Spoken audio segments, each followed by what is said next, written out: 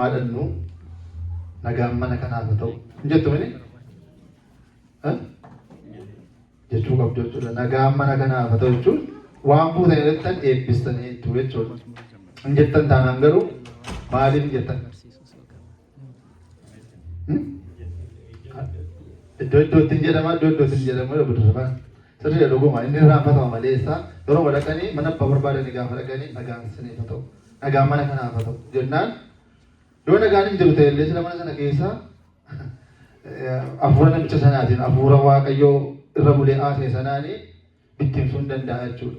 Isuma sila wal lolaa maal jala jala akkam jirtu nagaa dhugaa dafanii isuma sila wal lolaa jiran jechuudha. Kanaaf nagichi maal ta'e isinii ifa ta'u jedhee sila waa dhufe maaltu uume jechuudha.